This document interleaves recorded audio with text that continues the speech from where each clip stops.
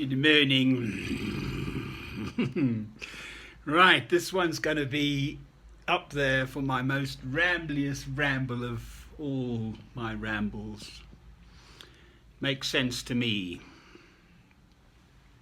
I spent much of the night up. Started off with a certain English electric lightning aeroplane. The one with the two big jets and the pimple for where the pilot sits, and his co-pilot or navigator. Mach 2 can do.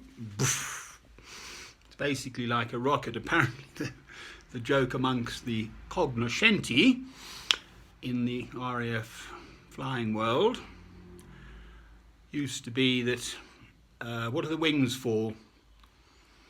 Oh, just to keep the navigation lights apart. And then progressed. I ended up watching a whole hour's worth of a lecture given at the Royal Institute by a youngster, man, 30 maybe a little bit older. That's the scientific institution in Mayfair, where incidentally I used to be a member. They have something called the Christmas lectures, and they have lots of youngsters in, and it's a tiny little theatre, but they've got all these scientists rocking around, and I was a member. Oh, you go in a dicky bow and everything for the Friday evening lecture, and you could just pop in just like that and go into the sort of lounge, library come lounge, and literally be chatting to top scientists from many fields. It was quite interesting. Albemarle Street it's on. I think Faraday, the electricity fellow, was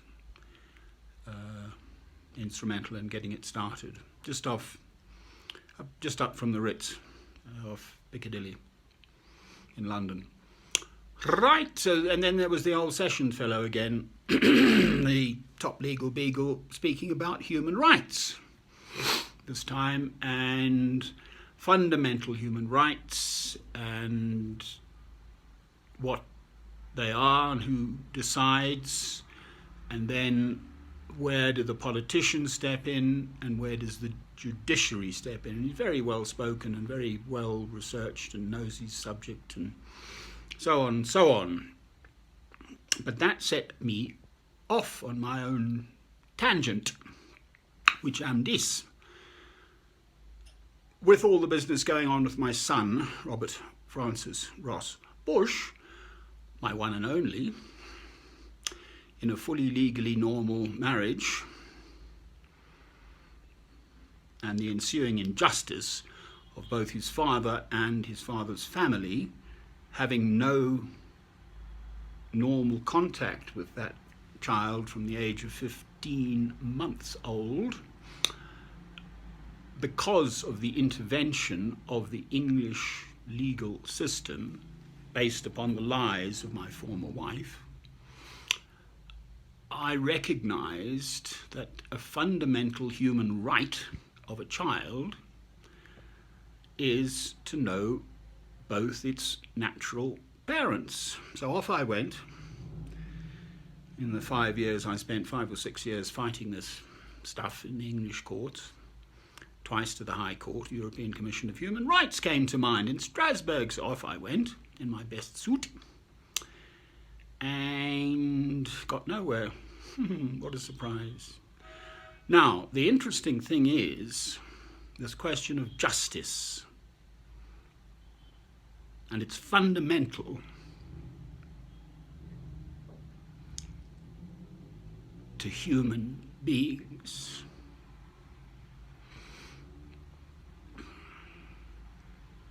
Why do they chase Eichmann and all these, Nazi hunters and so on? Forever, basically. They just kept on chasing them, these old Jewish fellows, because of the injustice. There was a man who lost his daughter in Africa somewhere, and he just kept on and on and on. The Hillsborough disaster is another obvious example of how people, and there's just been another one of these IRA things fire up.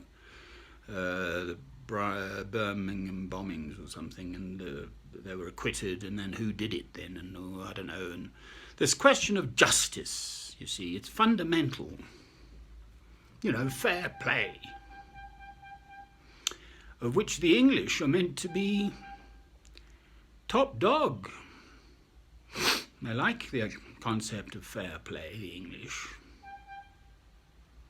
Well, I didn't get fair play.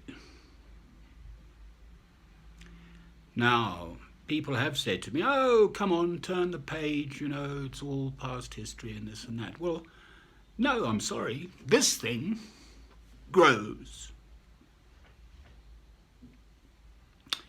Same for my hair, but I used to shave, that was part of me. I'd always shave, be clean shaven. But I wouldn't cut my hair, which started with all the stuff with my son, and I haven't cut it for whatever, more than 20 years. It just falls out at the end, and I'm doing the same with the old beard, because it kicked off in Scotland. No justice. Small matter, but I was convicted of... There was some nonsense up there in Scotland, and I got convicted, and there's a fine knocking around, and it's absolutely false. Some person completely lied through his teeth and got a fellow person to lie as well in court, and the jolly old beak listened to their lies. Well, I've had enough.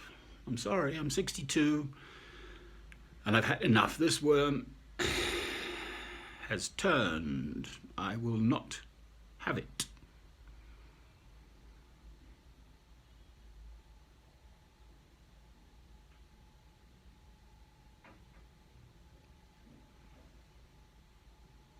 I could have been a top physics fellow. It was brilliant, this hour. The man spoke for just under an hour, and he just knew his stuff. He didn't have any notes or anything, and he went on and dug into...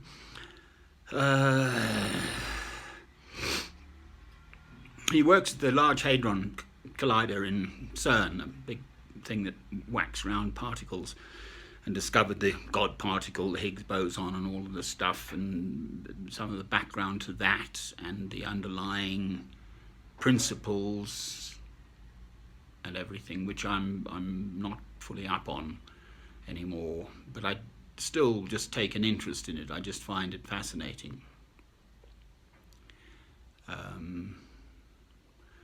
The Big Bang. I mean, the obvious question, this is the Woody Allen joke, little boy wouldn't do his mathematics homework. Why? He's only about 5. Oh, my teacher said the world's coming to an end in 5,000 million years. And the other one is, Mummy, Daddy. This is a 13-year-old now, the age of reason, isn't it? Or was that 7? Anyway, yes, what happened before the Big Bang? Oh, see, they don't know. There's something called string theory, and you get these quarks, an up quark and a down quark, and gluons. Guess what they call gluons? Because they stick all these little particles together. They don't know what else to call them. And then there's antimatter.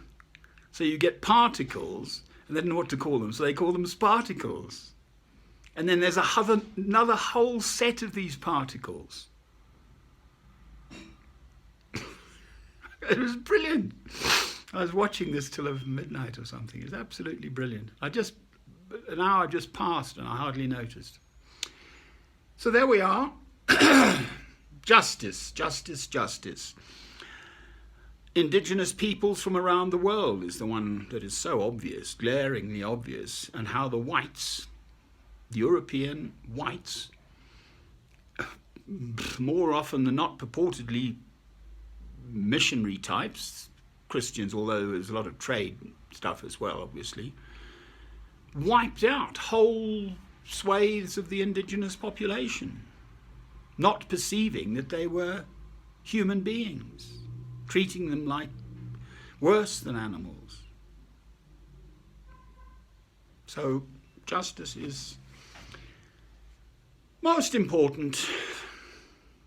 I'm just the morning here. I'm doing my Don't make a decision by 10 a.m. and it's only about 8:30 here.